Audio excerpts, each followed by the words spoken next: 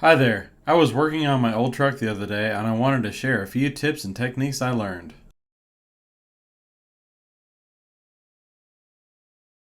As you can probably tell, I needed to replace my master brake cylinder and booster.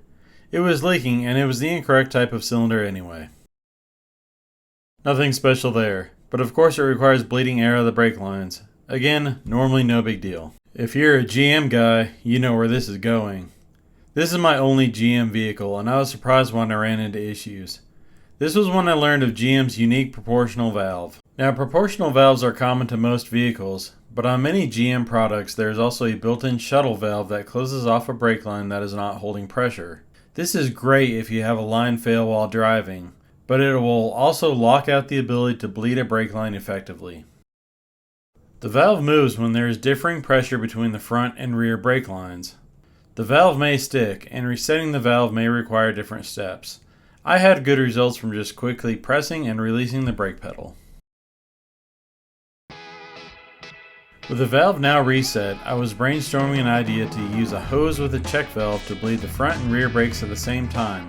This would avoid triggering the shuttle valve. While shopping for a check valve, I discovered that several companies conveniently made the exact device I was envisioning. This product by All Star Performance seems high quality and is made in the USA.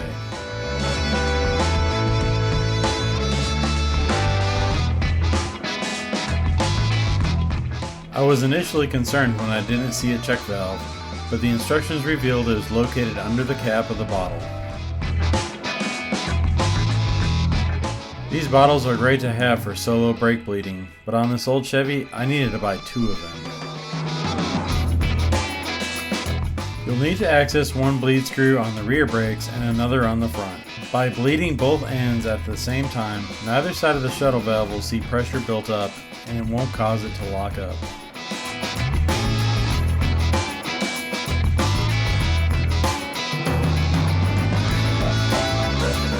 I should mention, GM makes a specific tool that threads in place of the electronic switch to lock out this valve.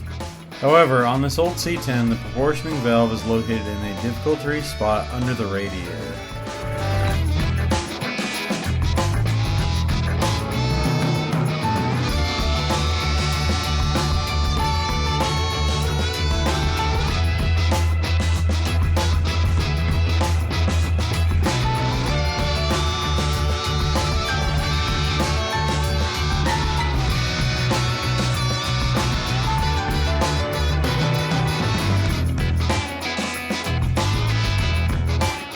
Connect the hose from one bottle to a bleed screw on one of the rear cylinders. After connected, go ahead and crack open the bleed screw.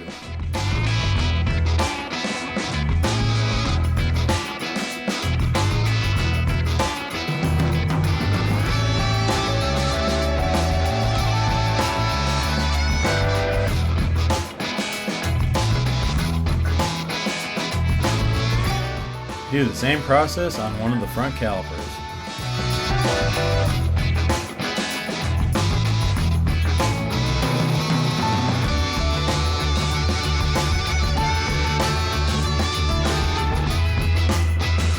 Bleed the brakes by slowly pressing the pedal down to the floor and lifting back up. The check valves in the bottles will prevent air from being sucked back in. Be sure to keep an eye on the fluid level in the master cylinder reservoirs. I kept the key to the on position so I could check that I wasn't shifting the shuttle valve while bleeding.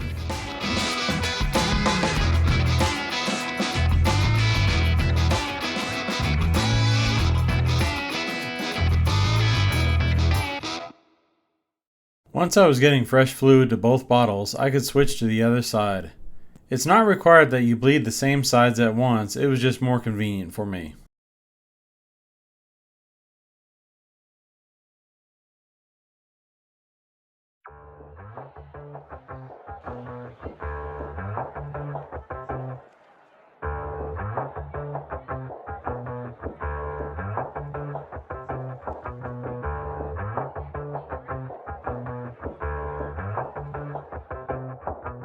Again, make sure you don't let your reservoirs go dry.